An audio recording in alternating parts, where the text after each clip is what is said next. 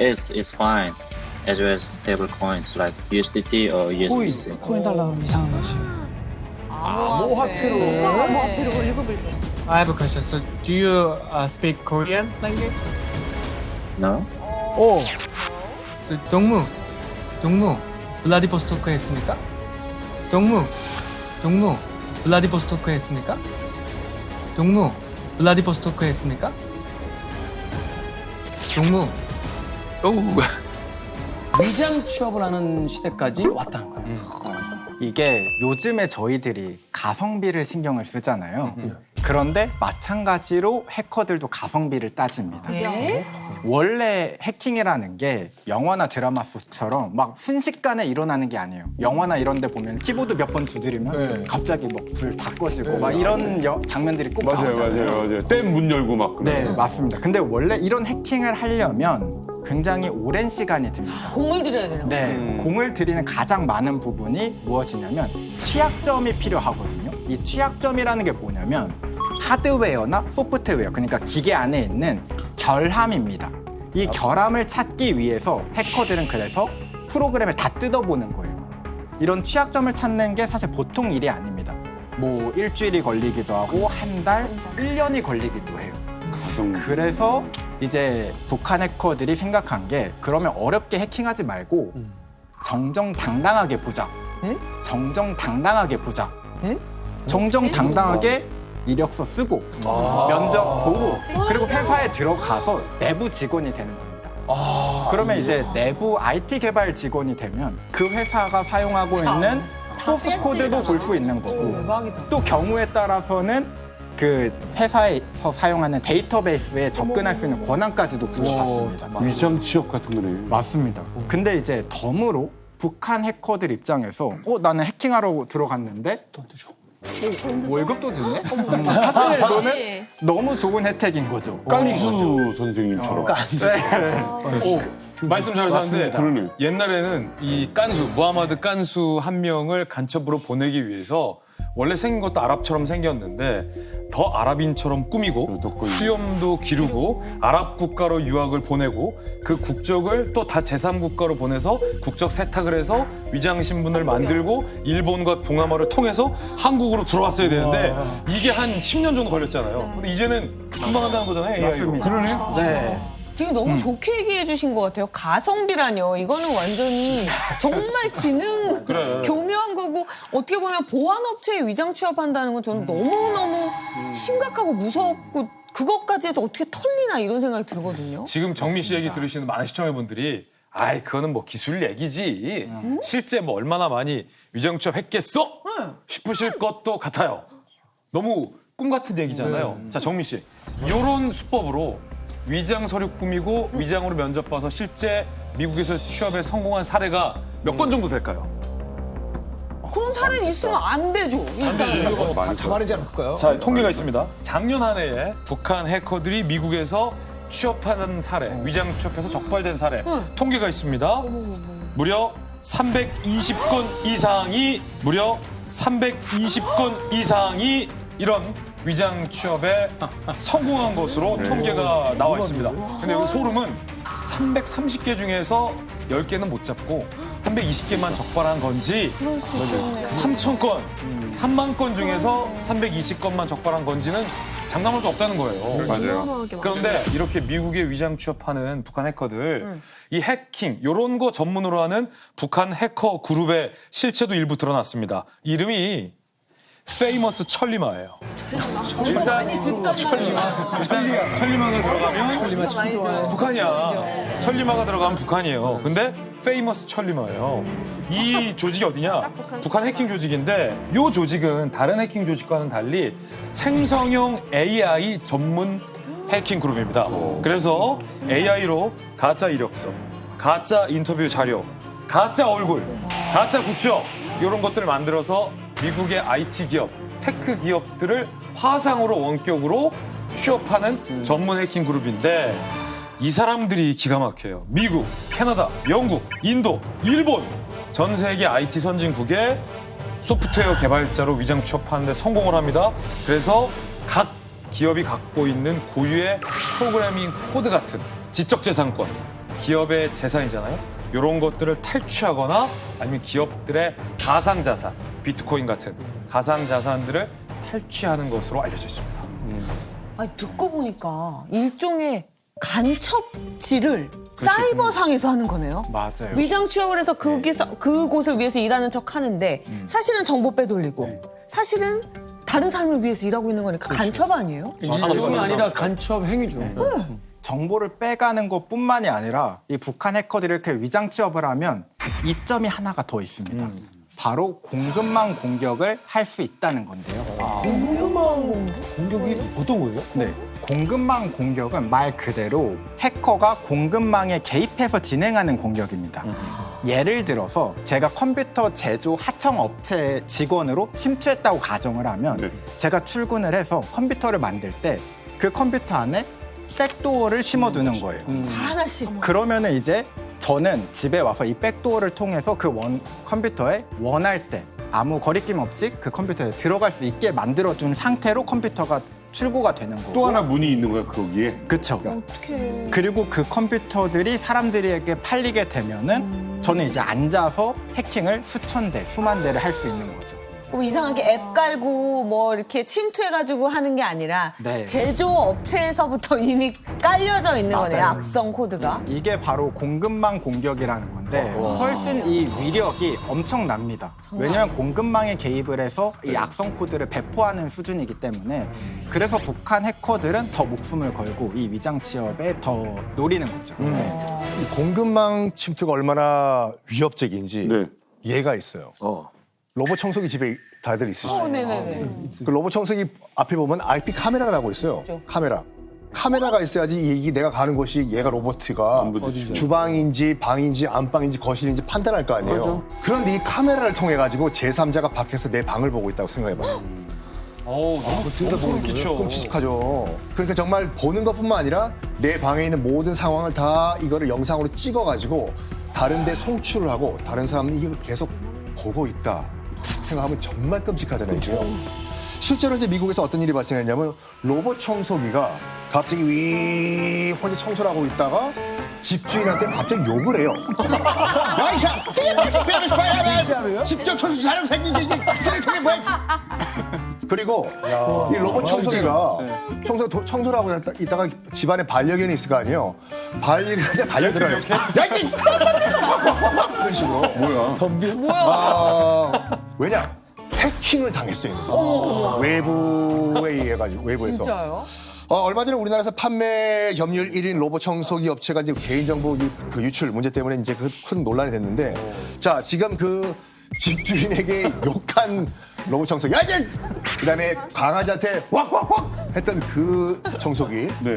그리고 우리나라에서 그 해킹이 됐던 그 청소기 있지 않습니까? 네. 공통점이 있어요. 공통점이 뭘까요?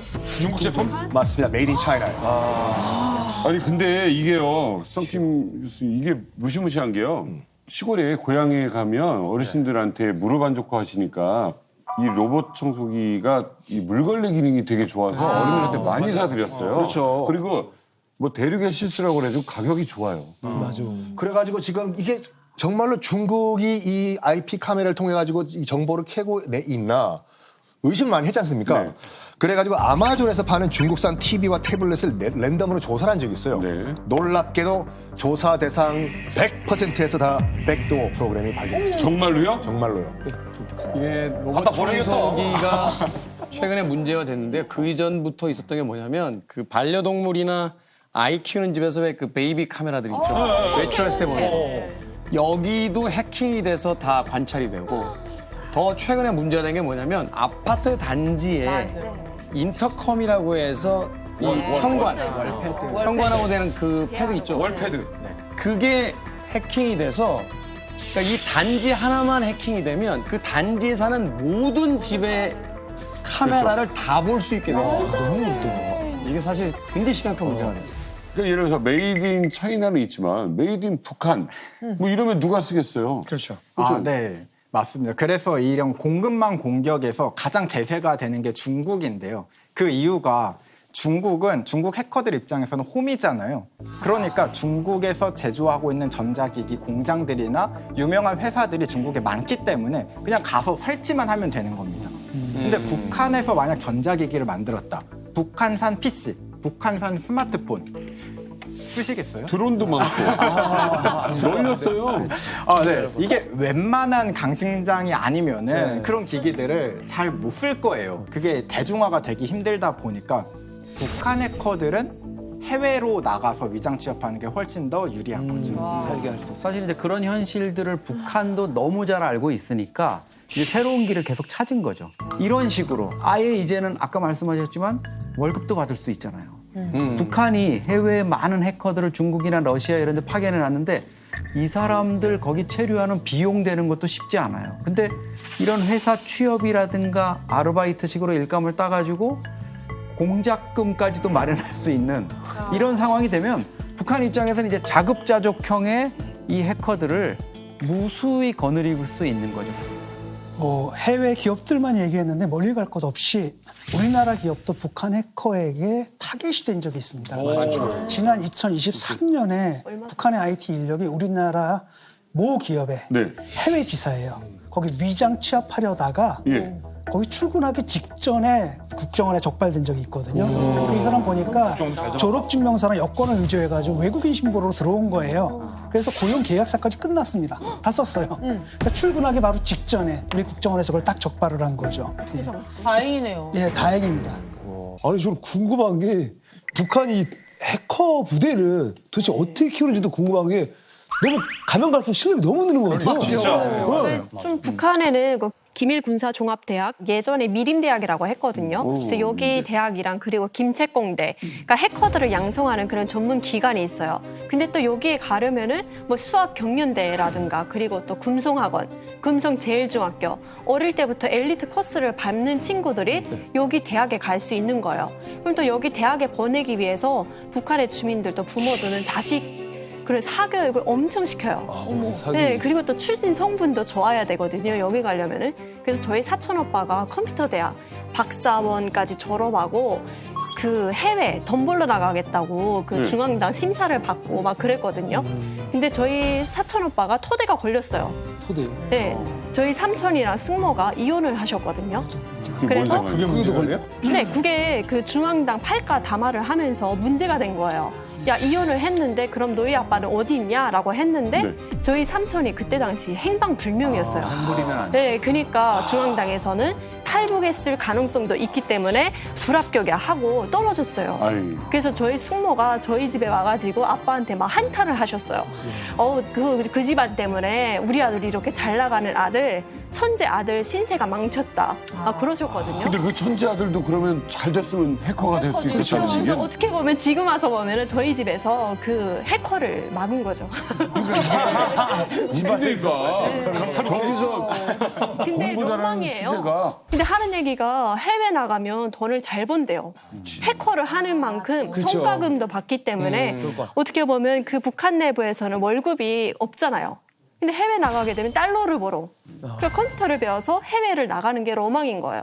아니 어떻게 그래서 한 위험하죠. 국가에 그렇게 뛰어난 인재들이 다 범죄자가 돼야 된다는 거죠. 근데 이 친구들이 또 하는 말이 있어요. 늘 하는 말이 해킹하러 가 이게 그냥 직업처럼 말해요. 나 해킹하는 직업이야. 자랑스럽게 말해요. 그럼 해킹? 자연스럽게 들으면서 성장했죠, 저는. 현지에서 북한 해커들을 이렇게 중국이나 러시아에서 수사를 하고 뭐 공조 검거를 했던 분들 얘기를 들어보면 우리의 상식과는 달라요. 그러니까 우리는 해커하면은 뭐 에어컨 잘 나오고 난방 잘 되는 방에서 멋진 컴퓨터 이렇게 할 것 같지만 중국이나 러시아 이런 변방에 시골 마을에 인터넷만 그냥 되는 허름한 집에서 그냥 컵라면 먹어가면서 평양에서 오는 그 아빠 왜 뭐 빨리 안 하느냐, 왜 뚫어라, 뭐 어디 취업을 해라, 왜 해킹이 안 되냐 이런 스트레스를 받아가면서 하니까 이런 꼭 기업에 취업하는 게 아니라 정말 돈벌이를 위해서 알바식으로 프로그램 만들어주는 알바를 생계형으로 하는 사람들도 있고 그렇게 해가지고 성공을 하면 한 15% 정도를 현지 이제 생활하라고 준대요. 그러니까 그거 이제 달러 같은 걸 좀 챙길 수 있고 이러니까 그나마 해외에 나가서 자유롭게 살 수 있는 거. 안 도망가는구나. 해커들은 좋은 거죠. 안 도망가겠네요. 그렇죠. 그러니까 15%를 주면 탈북을 안 한다는 얘기 아니에요? 우리를 그럼요. 지금. 그 정도 돈이면은 꽤 자기들 입장에서는 큰 돈일 수가 있거든요. 북한에서는 고소득인데다가 뭐 자유롭고 근데 도망갈 이유가 없는 거죠. 저는 여기 와서 이제 북한 해커들의 일상을 이렇게 듣게 되면 살짝 조금 우리나라에서 정보 보안이 그만큼 대우를 받지 못하거든요. 그러다 보니까 북한에서는 이렇게 똑똑하신 분들이 다들 몰리잖아요. 근데 여기에 더해서 북한 해커들이 실력이 뛰어난 이유가 수많은 실전 경험이라고 저는 생각을 하거든요.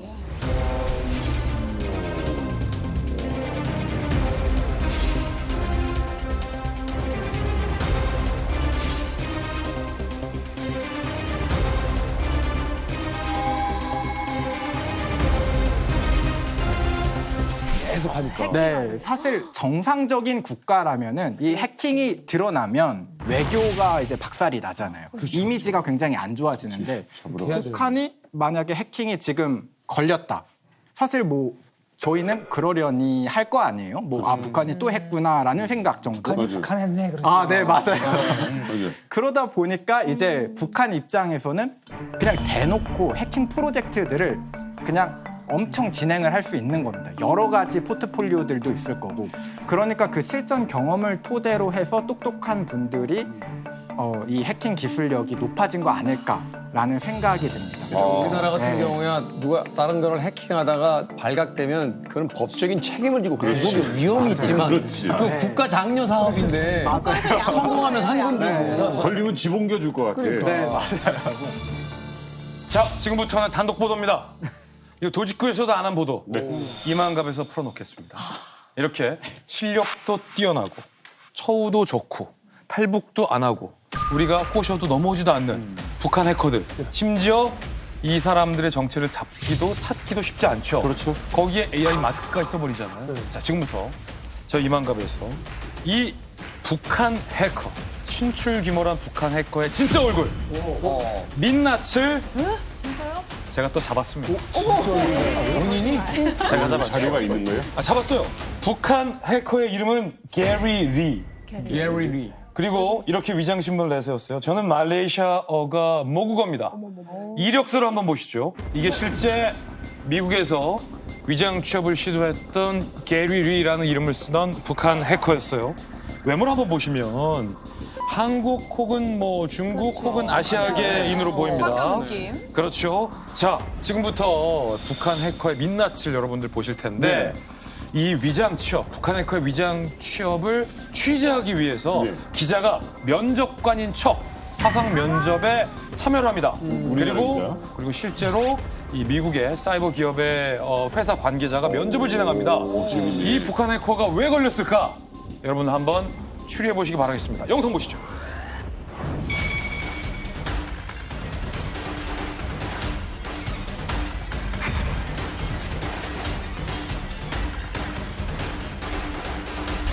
북한 해커들을 알아낼 수 있는 위험 지표를 명시했습니다.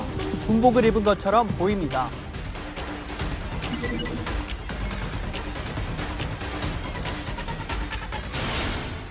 I'm good. Thanks for asking. How about you? Nice to meet you. Thank you. I've got my friend, colleague Jay Woo, who works. 이 사람이 완전 게리 리. 뭔 얘기야? 완벽한데? So where are you located? In the middle of Canada, Saskatchewan. I'm originally from Malaysia, and yeah, I moved here 6 years ago.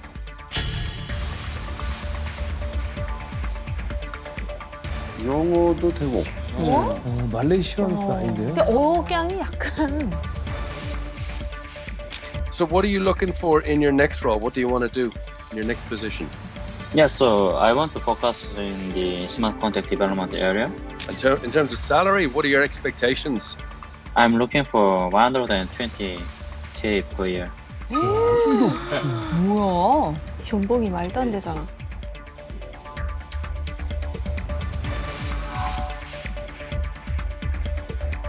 It's fine, as well as stable coins like USDT or USDC. 코인 달라면 이상한 거지. 암호화폐로. 암호화폐로 월급을 줘.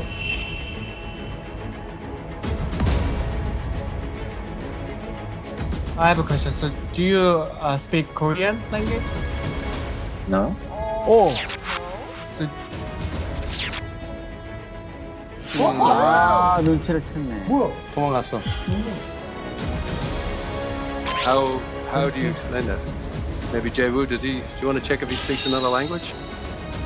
동무, 블라디보스토크 했습니까? 동무, 블라디보스토크 했습니까?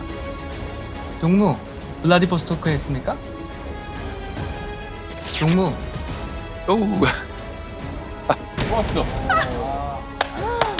뭐야? 소름. 동무. 오. He's definitely North Korean. Oh, 100% he's North Korean now, and you can Yeah, see in his looks eyes. like it. 와. 어머머머머 어떡하니. 뭐야?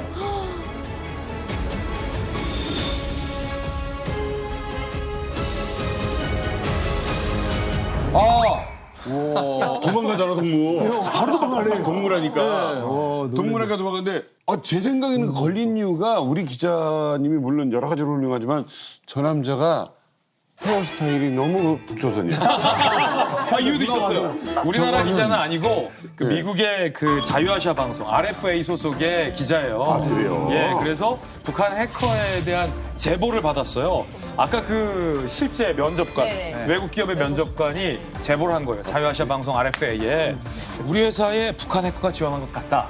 라는 제보를 했어요. 그러자 이 RFA 기자가 그러면 혹시 나도 면접관인 것처럼 화상 면접에 참관할 수 있느냐라고 취지를 의뢰해서 흔쾌히 오케이를 해서 언론 매체 RFA 기자와 실제 회사의 어떤 면접관이 북한 해커를 두고 3자 화상 면접을 한 건데 뭔가 수상한 거예요.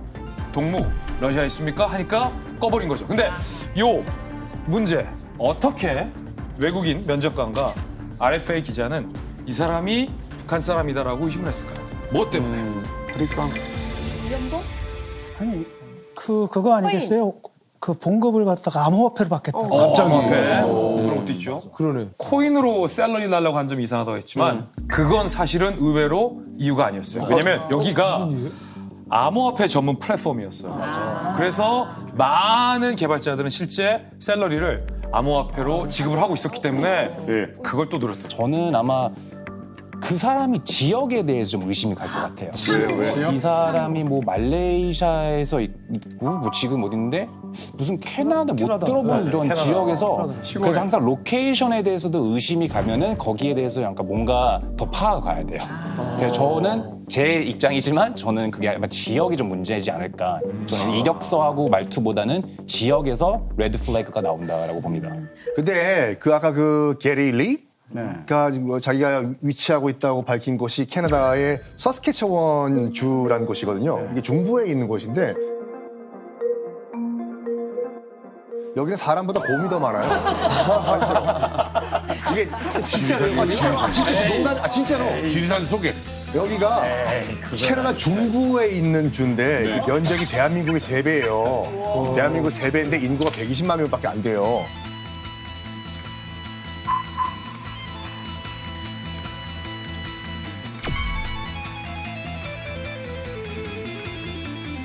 지나갈 때 뭐라고 하냐면 꼭 위성전화 갖고 지나가라고 해요. 중간에 이게 핸드폰이 끊겨요. 공이 있으면 있지. 북한 해커가 여기 왜 있냐고. 일부러 그런 거네요. 그러니까 아는 지인들 겹치지 않게 가장 모르는 곳을 된 거네요. 사람이 있는 게 더 어색해요, 거기. 이거는 해커들이 종종 쓰는 트릭 중에 하나라고 볼 수 있는데요. 이런 뭐 뉴욕이나 뭐 샌프란시스코 대신 그거 말고 이런 조그만 시골 마을에 있다고 얘기하는 건 왜 그럴까요? 왜? 그러니까요. 그게 아까 말씀하신 것처럼 만약에 대도시에 있다고 얘기를 하면은 회사에서 연락이 와서 연락 올 수도 있고 커피나 한잔 합시다라고 말이 올 수 있어요. 그래서 첫 번째는 얼굴을 마주칠 수 있는 기회를 아예 막는 거예요. 아예 없게 하는 거. 그렇죠? 그리고 이제 두 번째를 보시면은 이런 시골에 있으면은 답장이 늦을 수가 있어요. 이럴 때는 자연스럽게 미안해요. 제가 지금 여기 시차가 있어서 제가 답장이 늦었습니다. 그럼 자연스럽게 넘어갈 수가 있단 말이에요. 그래서 이렇게 자연스럽게 넘어갈 수 있어서 그래서 저는 이런 로케이션을 봐서 시골 마을에 있다는 거는 약간 보안 가림하기로도 쓰고 있지만 시간을 벌기 위하는 핑계이기도 합니다. 아니 다시 이 사건으로 돌아가 보면 저는 일단은 그 면접을 본 그 회사의 그 면접관, 그러니까 기자가 아닌 대표님이신 것 같은데 그분이 굉장히 궁금하더라고요. 만약에 저 기자가 참관하지 않았다라면 과연 북한 해커라는 걸 알아봤을까? 그 부분을 제가 직접 취재했거든요. 근데 이 회사 대표가 처음에는 인터뷰를 볼 때는 반신반의했다는 거예요. 북한 해커인가 아닌가 맞나 아닌가 반신반의했던 거예요. 근데 결정적으로 English accent, 영어 뉘앙스에서 뭔가 이상하다라는 걸 캐치했는데. So where are you located? In the middle of Canada, Saskatchewan. I'm originally from Malaysia, and yeah, I moved here 6 years ago. I'm looking for 120K per year. 예를 들어 이 모국어를 쓰는 사람이 영어를 나중에 배웠을 때는 각 국가별 대륙별로의 영어적인 악센트 차이가 있다는 거예요. 영어를 전공한 우리 또 헌터리와 썬킴 두 분께 제가 같은 대학이에요. 알겠어요. 아주 쉬운 문장을 영어로 해달라고 할 텐데 그냥 우리나라식 영어 말고 미국 본토 느낌으로 했어요. 자, 나는 집에 가고 싶어. 헌터리. I want to go home. 헌터리. I want to go home. 썬킴. I want to go home. 자, I want to go home. 자, 평상시 발음 왜 자꾸 흉내내? 둘 중에 북한 해커는 누굴까요? 북한 해커는 누굴까요? 아니, 영무야! 진짜 자신감이 없었어? 자신 있게 해봐. 형 자신 있게 해봐. EBS 옛날에 강사였잖아. 다시. I want to go home 했잖아요. 클래스가 지금 학교 선배인데. 그렇지. I would like to go home. I would like to go home.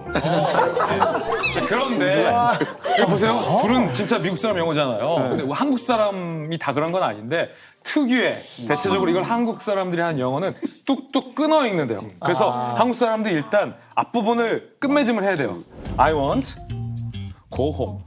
이런 식으로 한국 사람 한다는 거죠. I want go home. 이렇게 끊어서 한다는 거죠. I want go home. 그렇지.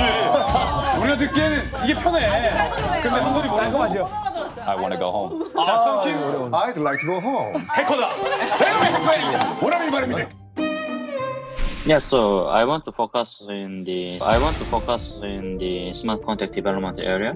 Is fine as well as stable coin. Is fine as well as stable coins like USDT or USDC. 아까 그 게리리의 영어에서는 전혀 말레이시아 출신의 영어의 어떤 뉘앙스나 악센트가 느껴지지 않았다는 거죠. 그리고 거기에 플러스 부모님이 중국인이라고 게리리가 사실은 이력서에 썼어요. 그래서 이 대표가 그러면은 중국어를 굉장히 잘하겠군요. 그쵸, 라고 물어보니까 게리리가 초등학교 수준밖에 못합니다. 라고 답변했다는 거죠. 그것도 이상하게 느꼈다고요. 그렇지.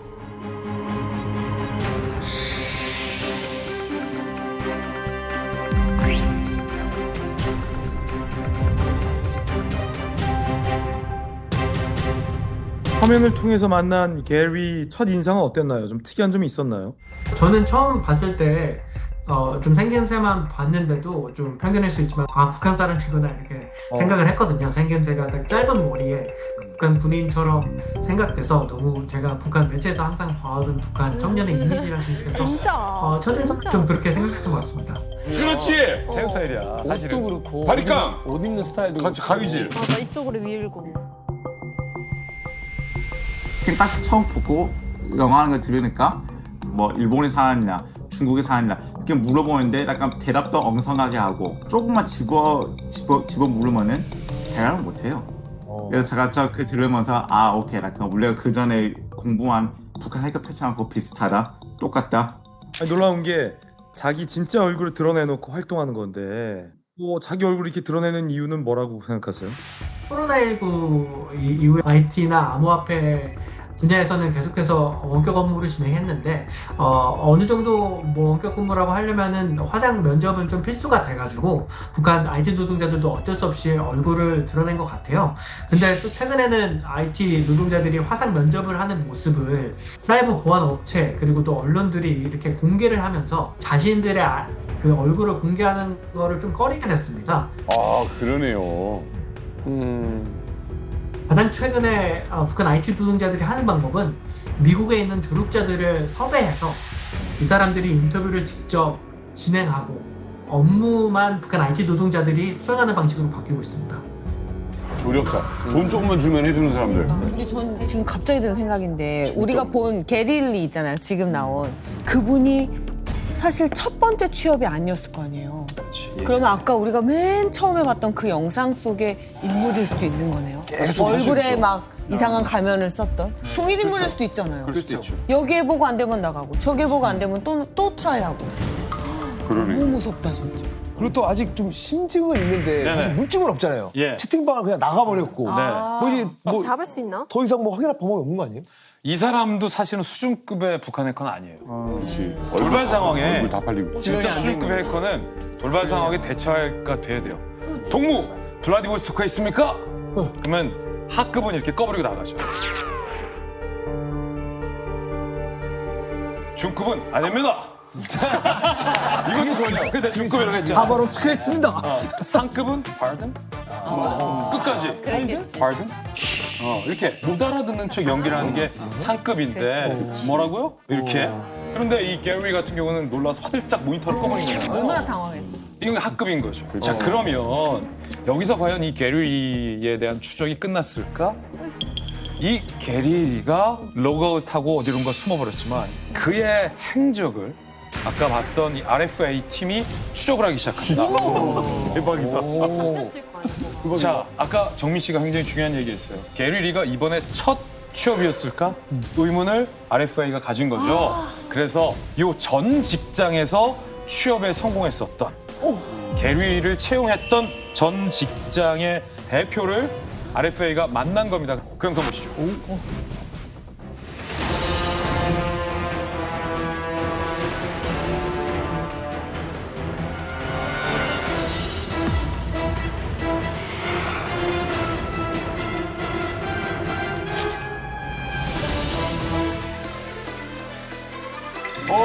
같이 일했던 사람이래요. can remember, and if, I can go check back at my notes and conversations, etc., is that he essentially reached out to us. We were looking to hire smart contract engineers. He reached out to us, I think, on LinkedIn or one of the job ads, and he said, "Oh, I'm very much interested in doing smart contracts, and I want to work on this NFT platform that we had under development at the time." And so we interviewed him, and he seemed to go all right. Myself and I believe Kwan, our CTO, as well. And then we basically hired him. He would always, as I recall, he would always invoice us like enormous amounts of hours, right? He would say, "Oh, I'm constantly working 10 hours a day, 7 days a week without fail. Every single day it was 10 hours, right?" And so eventually I, asked him, "Oh, could you please explain, could you please itemize like each day what you do, right?" And then so he created a spreadsheet, and he said, "Oh, I worked on this, I worked on that." And some of the things that he linked were like changing just like a few lines of code, right? Or doing something that is trivial. 급이 좀 떨어지네. 학급이 맞네. 학급이 맞아. So I asked him about it. I'm like, "How can you spend hours saying that you modified, just a few lines of code, just a very easy to do, just something that, is done in like 10, 20 minutes?" And he started getting angry with me and saying, "Oh, I'm working so hard for you. I'm creating so much value, all the usual like nonsense, right?" And then he eventually started writing me. He was dumb enough to write me an email, making threats saying, "Oh, you'll regret it. I can do bad things to you. I can do bad things to Phantom. I can get back at you. Blah blah blah blah." Whoa. He tried to run a few commands to try and shut down his servers. Like basically destroy them. He wasn't able to do that because he had missions to do it, but we caught him doing it. So we have that all logged, right?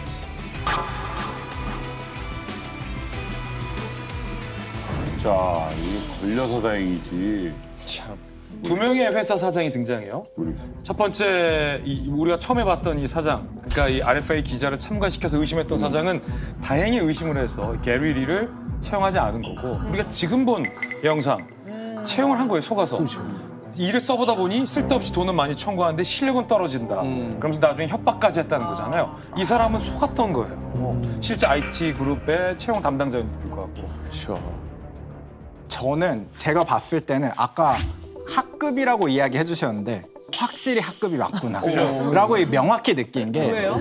사실 이게 서버를 삭제하겠다 뭐 이런 협박까지 했잖아요. 이거는 조금 분노 조절 장애가 아닌가 싶은 생각이 듭니다. 왜냐하면 화가 나더라도 참고 이득을 위해서 물러나겠는데 여기서 삭제 명령을 내리려고 시도했다는 것 자체가 거기에서부터도 또 이제 실력이 학급이었다라고 저는 생각이 듭니다. 그러니까 아무리 그 온라인상에서 이제 이루어진다고 해도 이렇게 자기 얼굴 다 드러내놓고 한다? 근데 이렇게 다 드러내놓는다는 건 안 잡힐 자신이 있다 뭐 이런 뜻입니까? 그렇죠. 일반 해커들과 달리 북한 해커들은 자기는 절대 잡을 수도 없고 잡히지도 않는다는 걸 확신하고 있는 거예요. 그러니까 점점 더 대담해지는 거죠. 북한의 해커들은 대개 뭐 러시아 하바롭스크니 블라디보스토크니 이런 게 있으면 사실 차로 급히 달려도 몇 시간이면 북러 국경을 넘을 수 있고 중국 쪽은 뭐 더하죠. 동북 삼성이나 뭐 그쪽에 있으면 사실 이제 대북 소식통이 북한 해커의 근거지로 좀 추정될 수 있는 이런 영상을 공개한 게 있는데 그게 좀 입수된 게 있거든요. 지금 보면 3명의 남성이 6대 이상의 컴퓨터가 있는 공간에서 작업하는 모습이 촬영됐습니다. 모두 좀 머리가 짧은 편이고요. 그다음에 군복 차림 비슷한 걸 입고 있어가지고 그러네. 아마도 이런 공간을 활용해서 위장 취업한 뒤에 자기네들이 어떤 일을 해주는데 제가 얘기 들은 바로는 이 정도 환경이면 아주 훌륭한 거예요. 이 정도는 정식으로 임대를 해서 어떤 사무공간 그런 수준으로 볼 수 있습니다. 그러네요. 그런데 굉장히 흥미로운 얘기를 제가 이 RFA 팀과 인터뷰하면서 제가 들었는데 어떤 얘기냐면 이 북한 해커들이 어떻게 업그레이드가 됐냐면 공개돼 있는 사람, 공적인 인물, 이 사람의 정보를 학습을 합니다. 북한 해커들이. 그래서 실제 이 사람인 척 행사를 하는 거야. 사진도 이 사람을 바꿔서 이 사람인 척 접근하는 거예요. 실제 그런 사례를 RFA 팀이 찾아낼 수 있었다고 합니다.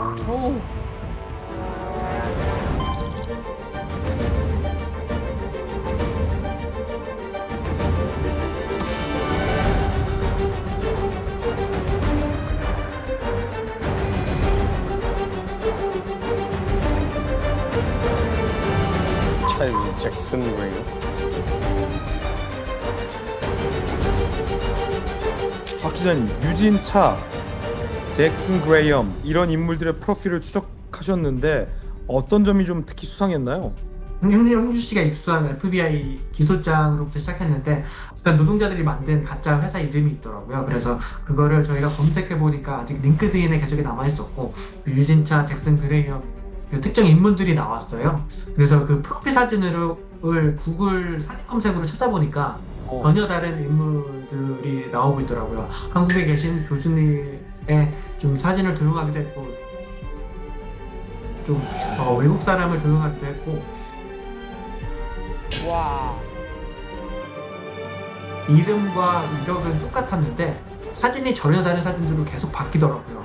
그래서 이것은 그냥 해킹을 위해서 만들어진 계정이다 이렇게 생각하고 취재를 했던 것 같습니다. 재밌다.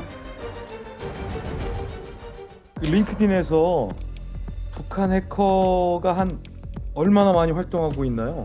그 미국 정부에서는 IT 노동자들 3,000명 정도가 해외에서 활동한다고 추정하고 있는데요.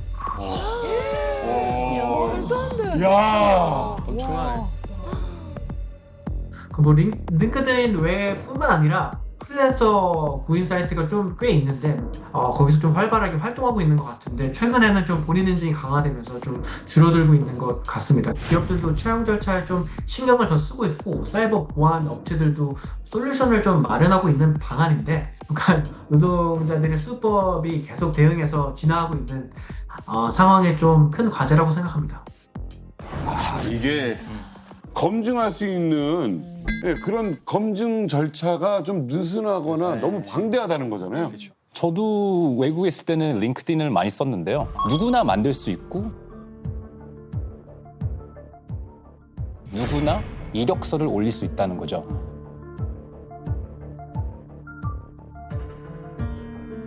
이거는 이제 누구나 만들 수 있는 링크드인 프로필인데 다른 점이 뭐냐? 이 SNS 링크드인은 자기가 이력서를 올려서 취업 장터라고 생각하시면 돼요. 취업 장터지만 또 한면에는 해커들의 장터죠. 뭐냐면은 모든 원하는 탤런트와 인력들이 다 내 앞에 있으니까 여기서 그냥 찾으면 되는 거예요. 하지만 이런 이력서나 이런 프로필을 다 만들고 페이크하고 아무리 다 쓸 수 있어도 이게 진짜 테스트해보면은 그만큼 자기가 할 수 있다는 거를 못해요. 채용했어도 이 사람이 이런 뭐 파이썬, 코딩 이런 거 진짜 잘하네. 여기서 이랬었네. 근데 이거를 인터뷰에서 너 그럼 이런 거 할 수 있어? 아까 인터뷰 하실 때 그분이 나한테 7일 동안 10시간씩 일해가지고 이런 거 다 했다는데 실제 보니까 실력하고 이런 건 별로 없었다. 별로 이제 코어가 많이 없었다. 이런 걸 바로 알아낼 수 있잖아요. 그렇기 때문에 링크드인에서는 되게 조심해야 돼요.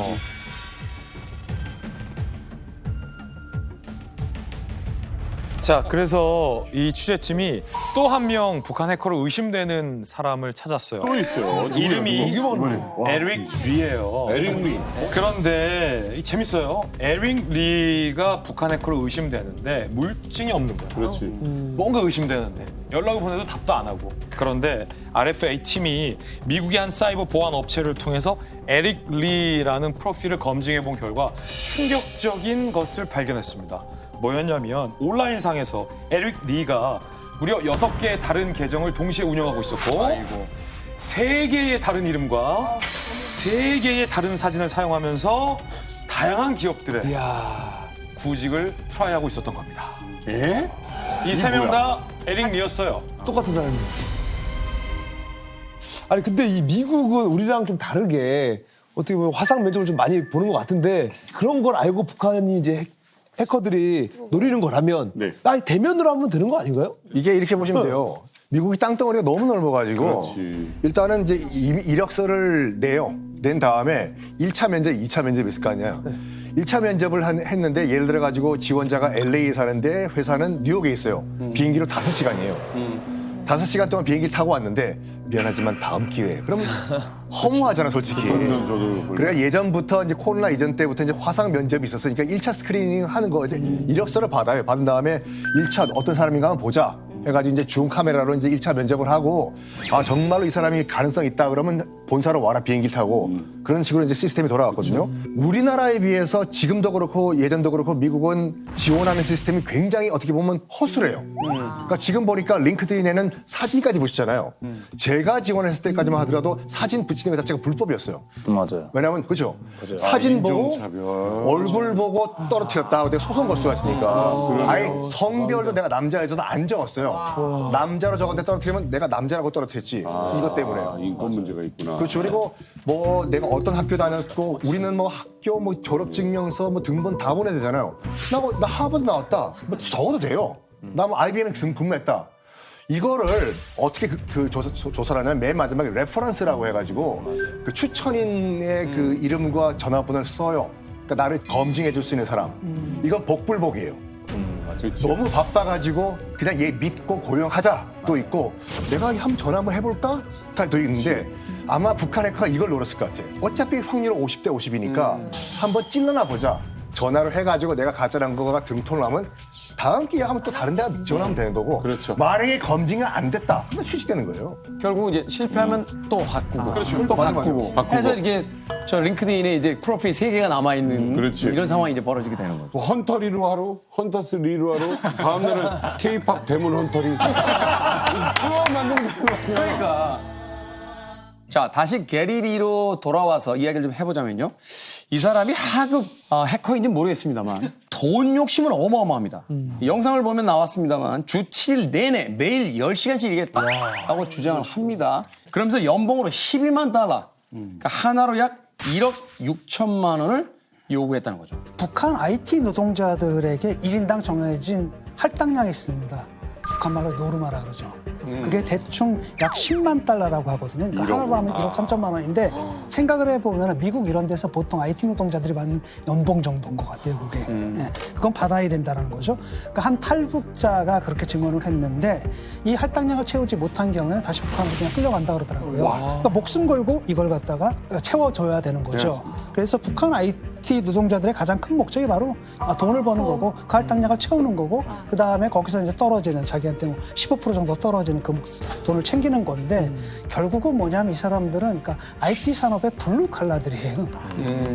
제가 북한 식당에서 해외에서 일을 할 때 그 북한의 해커들이랑 또 저희 식당 종업원들이랑 북한의 기념일마다 다 같이 대사관에 모여가지고 체육 경기를 하거나 그리고 또 이 친구들이 해커들이 데이트를 못 하잖아요. 나가서 일만 하다 보니까 여자를 만날 기회도 없고 그러다 보니까 식당 사장이 혜택을 줘요. 야, 너희가 이번에 여기 친구들이랑 같이 백화점도 같이 나가서 말도 좀 걸어주고 같이 좀 동행을 하면서 쇼핑도 해라. 라는 혜택을 줘요. 그럼 이 친구들이랑 같이 체육 경기 하고 그리고 백화점 쇼핑을 같이 갔었어요. 네, 그래서 저희 그 짝이 있었거든요. 그러니까 짝이랑 같이 이렇게 쇼핑몰을 돌면서 이렇게 밥도 같이 먹고 하면서 제가 너무 궁금해가지고 무슨 일해요? 컴퓨터를 맨날 뭐해요? 라고 하니까 우리야 뭐 맨날 해킹하지? 그러는 거예요. 그래서 아 그래요? 그러면 월급을 얼마예요? 하니까 야 너희보다야 많지? 그러는 거예요. 날 무시하냐? 뭐 얼만데? 제가 물어봤어요. 그러니까 하는 말이 그때 성과금이 나온다고. 그러니까 한 달에 그렇게 뭐 잘 하게 되면 $1,000도 나오고 그 이상도 벌 수 있다. 이렇게 얘기를 해주더라고요. 근데 제가 보니까 그 해커들이 그 혜택이 또 있는 게 뭐냐면 북한에서 5년간 일을 하고 북한에 들어가면은 다시 해외로 재탕을 못 해요. 네, 뭐 재탕이 안 되는데 이 해커들은 재탕이 돼요. 성과에 따라서? 네, 성과에 따라서 다시 해외로 또 나가는 거예요. 그래서 이 백화점에 나온 애들 보면은 그래도 그 안에서 잘하는 애들이 백화점에 나온 거예요. 그렇죠. 네. 그래서 그렇죠. 이 친구들 보니까 그 밤새 해킹한다 뭐 이게 그 성과를 위해서 그리고 또 달러를 좀 어떻게라도 벌어서 15%라도 집에 가져가기 위해서 그렇게 밤새 일을 하는 거예요. 야, 진짜 대단하네요. 근데 서아 씨 보고 막 놀라지 않아요? 그 사람들이 보면 이렇게 빛나는 사람이 있다니 막 이런. 아니요, 그 사람들은 오히려 저희 앞에서 이렇게 똥똥거리면서 쳐다도 안 봐요. 그래서 왜 이렇게 자신감이 있다고? 거만했어요? 네, 그랬어요. 그래서 왜 그러지? 그러니까 좀 그 사람들 마인드는 야, 북한에 가면 너희보다 더 괜찮은 여자들이 줄 섰어? 이런 느낌이에요. 자신감이. 그러면서 이렇게 딱 지나가면서 네, 군반집 하는 데 가요. 딱 보더니 이제 결혼하게 되면 우리 아내한테 이런 거 하나 사줘야지. 그러면서 그런 얘기도 멘트도 날리고 그래서 나 들으라는 소린지. 들으라고 했구만. 네, 하는 얘기가 이게 자신감이 있어요. 그러니까 나는 엘리트고. 네, 줄 서 있어 여자들이 이런 느낌이에요. 네, 돈 있고. 근데 외모는 어때요? 외모는 딱 그 사진에서 보신 것처럼. 아니 근데 매력적이지 않았구만요. 자, 어쨌든 이렇게 지금 암호화폐 좋아하는데 김정은 입장에서는 이거 완전 돈벌이 아니에요. 그렇죠. 트럼프가 유일하게 돈 자랑을 안 하는 사람이 있어요. 이 사람 앞에서요. 일론 머스크요. 일론 머스크에 비하면 트럼프는 굉장히 검소한 사람이에요. 검소하죠. 검소하죠. 각국에는 주식 자산 규모가 일단 비교가 안 되는데. 선거 때도 뭐 과감히. 그렇죠. 그런데 오죽했으면 북한의 김정은이 일론 머스크보다 비트코인을 더 많이 가지고 있다라는 얘기였습니다.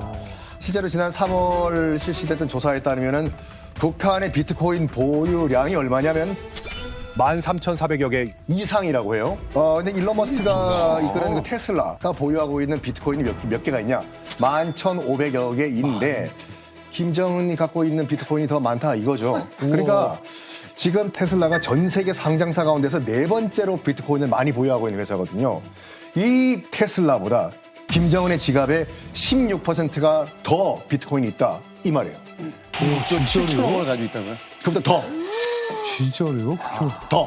야, 이거는 도둑질의 스케일이 다른 거 아닙니까? 원래는 비자금을 스위스 은행에 차명으로 관리하고 있었어요. 그래서 필요할 때 언제든지 티 안 나게 뺏어 쓰는 게 통치 자금이었어요. 근데 대북제들에게 탁탁탁 다 막혔어요. 동결도 되고. 그러니까 김정은 입장에서는 당장 통치 자금이 끊긴 거예요. 그때 김정은의 눈앞에 딱 나타난 게 바로 비트코인. 그리고 그걸 탈취 잘하는 북한 해커. 딱 삼박자가 맞아 떨어진 거죠. 그래서 북한의 여러 해커 그룹이 있어요. 북한의 여러 해킹 그룹 중에서 암호화폐 탈취만을 주 미션으로 하는 해킹 그룹이 있습니다. 그게 그 유명한 라자루스. 라자루스는 원래 2014년에 소니 픽처스 해킹한 데도 라자루스였어요. 그리고 2016년에 방글라데시 중앙은행에서 은행 자금을 탈취한 사건을 일으켰던 데도 라자루스였어요. 그러다가 2017년 여러분 기억하시죠? 워너크라이 사태. 그러니까 150개국에 있는 컴퓨터 30만 대를 악성 랜섬웨어인 워너크라이 랜섬웨어에 감염시켜서 컴퓨터를 셧다운 시켰다. 맞아. 그 워너크라이 사태를 일으켰던 해킹 그룹도 이 라자루스예요. 이야. 그때부터 라자루스는 암호화폐 탈취를 전문으로 하고 또 하나의 유명한 북한 해킹 그룹 있죠. 킴스키. 킴스키라는 해킹 그룹은 정보 탈취 위주의 해킹 공격을 하는 그룹으로 역할이 세분화돼 있고 여기보다는 떨어지지만 아까 우리가 잠깐 언급했었어. 페이머스 천리마는 위장 취업하는 걸 또 전문으로 하는 조직인 거죠. 이 장르가 있구나. 장르가 달라요. 그래서 올해 2월 달에도 거의 2조 원 가까이 글로벌 거래소에서 탈취를 했던 그룹이 라자루스. 이더리움 탈취했죠. 그래서 쉽게 이거를 어떻게 이해하냐? 그러면은 김숙희는 스파이형, 라자루스는 도둑형. 약간 이렇게 생각하시면 됩니다. 아니 그때 역대급 도둑이라고 막 했었는데 아니 어떻게 2조 원을 털 생각을 했을까요? 그러니까 이게 세계 2위의 가상자산 거래소잖아요. 14억 6천만 달러니까 우리 돈으로 이제 2조 1천억 정도 되거든요. 이게 올 상반기 전 세계에서 암호화폐가 탈취당한 그 액수의 70%예요. 북한이 상반기 전체 전 세계에서 벌어진 암호화폐 탈취의 70%를 이 단건으로 해낸 겁니다. 뭐 북한 소행이 너무 명백했기 때문에 연방수사국 FBI도 바로 한 나흘 만에 이건 북한이다 해가지고 라자루스다 하고 이제 지목을 했거든요. 세계 최고 수준의 보안 이거를 이제 뚫렸다 이래가지고 그 뒤에 국제적으로도 이건 북한 라자루스의 이 악명을 다시 한번 떨치는 이런 계기가 됐습니다. 이렇게 무시무시한 이 어둠의 집단, 이 북한 해커들.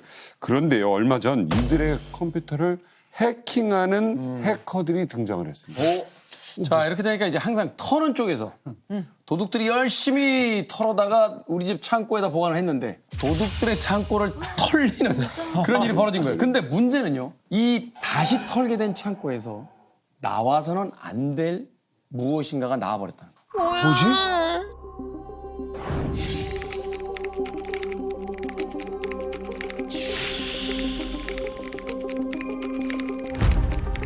김원수님 아니에요? 화이트 해커? 아닙니다.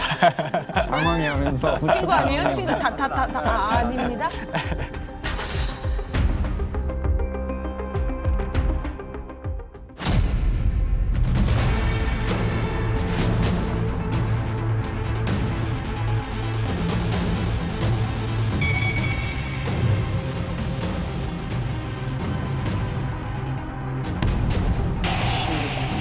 맞아요.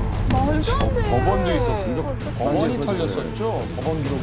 어떡해.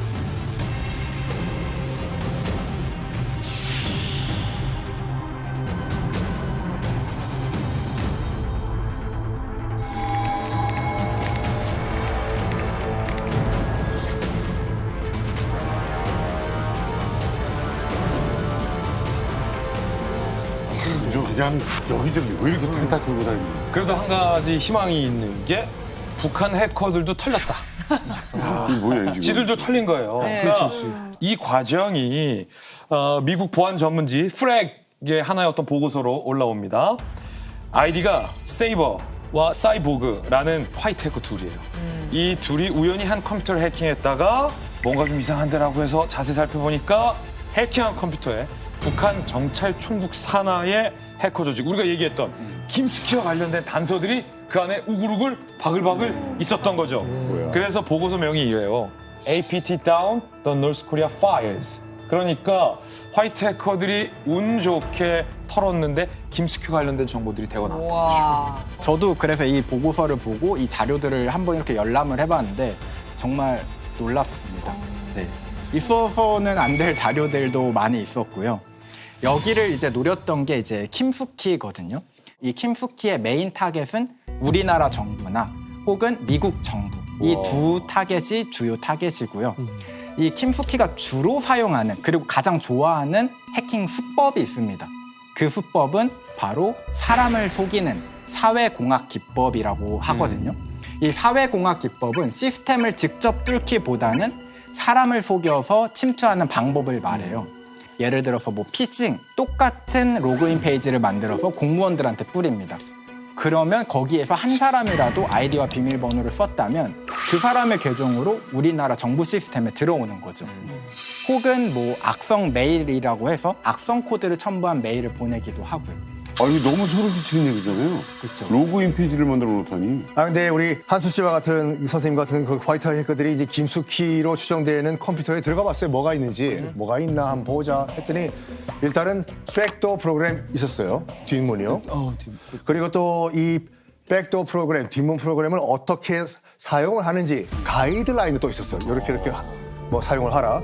그리고 이제 워드 파일에 각종 비밀번호와 이제 아이디들이 쫙 있었는데 이게 뭐냐면은 해커들이 이제 그 한 컴퓨터만 사용하는 것이 아니라 여러 서버들을 사용하거든요. 그래서 이 서버로 들어갈 때는 이 비밀번호, 저 서버로 갈 때는 이 비밀번호, 다 이걸 이용하라. 라는 그 비밀번호 아이디를 묶음집으로 놨던 거예요, 이걸요. 그런데 충격적인 사실이 뭐냐면 이 서버를 한번 비밀번호가 있으니까 한번 들어가 봤어요. 뭐가 있나 한번 가보자. 최종 목표, 최종 타겟이 어디였냐? 우리나라 행안부, 외교부, 국군 방첩사령부, 대검찰청. 말도 안 돼. 우리나라 주요 기관들이 메인 타겟이었어요. 야, 너무 세다 이거. 그 심지어 그 우리나라 공무원들의 내부망 그리고 거기서 그 사람들이 통신한 흔적도 발견됐고요. 또 KT와 U+ 같은 이동통신사의 DB 데이터베이스하고 네트워크 장비, 그다음에 서버들의 계정 정보까지 그 안에 들어 있었다고 합니다. 물론 이제 뭐 내부망에 이제 침투한 흔적이 있다 그래서 우리 뭐 내부 정보가 다 털렸다라고 볼 수는 없지만 적어도 한 가지 확실한 건 뭐냐면 지난해부터 올해 6월에 이르기까지 한국 정부와 기업들에 대한 아주 대대적인 해킹 공격이 있었다라는 거고요. 공격의 대상이 된 거기에는 국가 기밀에 속하는 사안들도 상당히 많이 들어 있었을 거라는 겁니다. 너무 허탈한 생각이 드는데 이 해킹 공격이 진짜 북한 소행이라는 건 맞아요? 이게 이 보고서의 사실 핵심 주제 중에 하나긴 합니다. 왜 많은 사람들이 이거 진짜 북한 수행이라고만 다들 하는데 진짜 증거가 있냐? 이 보고서에 다 나오는데요. 첫 번째 이유가 이 공격 대상이 주로 한국 정부 기관들만 골라서 털고 있었다. 그리고 두 번째는 이 김숙희가 주로 사용하던 악성 코드들이 있는데 그 악성 코드들이 이 컴퓨터에서 발견이 되었고 그리고 김숙희가 주로 사용하는 해킹 도구들이 있습니다. 프로그램들이 여기에서 똑같이 발견이 된 거예요. 그리고 공격 패턴, 사회공학 기법을 좋아해서 피싱 페이지들을 운영하는 것도 여기서 나왔고요. 그래서 이건 김숙희다. 그리고 세 번째는 컴퓨터의 언어 설정이 한국어 설정으로 되어 있었어요. 그래서 이거는 북한의 김숙희다라고 생각을 했는데 여기서 조금 더 재밌는 단서가 하나가 더 나옵니다. 뭔데요? 이 컴퓨터의 공격 로그를 분석해 보니까요.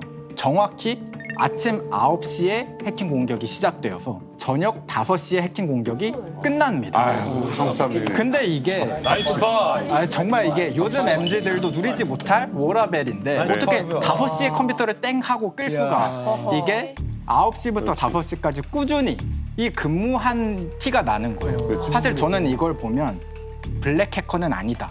라고 생각을 하거든요. 네, 그래서 저는 블랙 해커는 이런 워라벨이 나올 수가 없어요. 밤새 네, 하고 밤새 주말에도 하고 이래야 하고. 되는데 그럼 이거는 노동법 준수했잖아요. 공무원이다. 그래서 저는 쉽게 해서 이거네요. 이거는 개인이 뭐 밤늦게 혼자서 하고 이런 게 아니라 이건 사무실에 딱 모여서 다 맞아요. 출근하고 퇴근 시간까지 열심히 일하자. 네. 그래서 저는 이런 걸 오피셜 해커다. 국가가 배후에 있는 거죠. 그러니까 이게 워라벨이 지켜질 수 있는 거지. 생계형 블랙 해커들은 이거 일 좀 덜 못하면 뭔지 알겠다. 돈을 못 벌어요. 네. 끝나고 나면 5시 이후에는 이제 자기 개인 돈 네, 버는 맞아요. 일 아까 했던 일을 해야 되는 거니까. 네, 맞습니다. 근데 우리나라의 이런 유관기관에 대해서 수많은 해킹 공격을 하고 있는 배우 중에 하나가 북한 말고 또 있어요. 중국. 중국? 그래서 사실은 많은 전문가들 중에서 또 일부는 북한일 수도 있지만 중국 수행일 수도 있다라고 이 대목을 의심하고 있기도 하거든요. 특히나 이제 9to5다라고 했으면 북한보다는 중국 쪽에 가깝다라는 주장도 있어요. 하나의 또 증거가 있어요. 뭐냐면 아까 그 컴퓨터 주인이 우리나라 통일부의 해킹도 시도했는데 거기에 돼 있는 예상 비밀번호 리스트를 보면 유니코리아 123달러, 그다음에 유니코리아 1 느낌표, 유니코리아 100, 유니코리아 625. 625? 라고 돼 있죠. 625. 그러니까 이거 야 북한 같기도 한데 그런데 또 한편으로 보면 아니야 중국일 수도 있어. 알쏭알쏭한 거죠. 북한이라면 저렇게 자기들 정체가 드러날 비밀번호를 쓰지는 않을 것 같고 마치 저 비밀번호를 썼을 때 북한으로 오인해라 이런 느낌이 강하다는 거죠. 일부러. 근데 지금까지 딱 요거를 보면은 나 북한 사람입니다라고 사실 광고하는 것 같은데 북한이 아니라 중국이랄 수도 있다는 거예요? 자, 제가 몇 가지 단서를 한번 제시를 할 테니까 과연 중국 해커의 가능성이 있나 여러분들이 한번 판단을 해보십시오. 첫 번째가 뭐냐면 소스 코드에 주석이 달려 있거든요. 주석이 다 중국어예요. 12345 5678 이런 식으로. 그다음에 두 번째는 뭐냐면 이전에 이제 중국 해커 그룹이 쓰던 방식과 거의 비슷해요. 그 해킹 수법이요. 그리고 세 번째가 약간 단서가 될 수도 있는데 뭐냐면 한국어 문장을 구글 번역기로 중국어 또는 영어로 번역을 한 흔적이 있어요. 그 말은 뭐냐면 이 해커가 일단 한국말을 모른다는 얘기예요. 중국어랑 영어가 더 익숙하다는 얘기죠. 결정적으로 전 이게 결정적이라고 봐요. 뭐냐면 로그인 기록을 보면요. 이 해커들이 중국의 청명절, 노동절 단어에는 쉬었다는 거예요. 중국인들 그때 하나같이 쉬거든요. 일하다가 켠다고 놓고 나가요 그냥. 이게 북한 해커라면 야 오늘 청명절이고 단어인데 여기 중국 명절인데 우리 쉴 거야? 너무 할 리가 없다 이거죠 지금. 그렇죠. 그래서 이제 그 해커 패턴을 봤을 때 이거는 한국어에는 익숙하지 않은 중국인의 가능성이 매우 높다 이런 추측이 가능한 거죠. 사실 듣다 보니까 약간 좀 그럴싸하긴 한데 사실 해커는 해커가 한다고. 그렇지. 또 한수님이 또 어떻게 생각하실지 궁금하네요. 방금 지적해주신 그 단오절 쉬고 이거는 사실 반박하기가 조금 힘들어요. 그래서 이게 공격 수법이나 사용한 도구들을 보면 팀스키가 사실 아주 유력하거든요. 근데 이 해킹을 한 사람은 중국인인 것 같다라는 거죠. 그래서 이거 두 가지로 이제 갈리고 있는데 저는 이 두 가지가 모두 다 맞을 수 있는 교묘한 방법이 있다고 생각을 합니다. 바꿔서. 이 북한의 해커 팀스키 조직에서 중국인 용병을 단기 계약을 한 겁니다. 알바. 그래서 이제 중국인 사무실에서 일을 한 거죠. 그럴 가능성도 있다. 왜냐하면 이 중국 해커와 북한 해커는 예전부터 교류가 굉장히 많았어요. 사용하고 있는 해킹 도구라든가 악성 코드들도 많이 교류를 하기 때문에 거기에서 중국 언어가 있는 악성 코드 가이드가 있다고 해서 주석이 있다고 해서 단순히 중국인이다라고 이야기하기 쉽지 않은 게 중국이 북한에게 굉장히 많은 인프라를 제공하기도 하거든요. 아시다시피 이제 북한 내에서는 해킹을 못 해요. IP가 북한으로 찍히면 안 되잖아요. 그렇죠. 그래서 외국 나가서 해킹을 해야 되는데 북한 입장에서 봤을 때 가장 만만한 게 러시아랑 중국인데 러시아에서 해킹하면 딱 보이잖아요. 동양인이니까.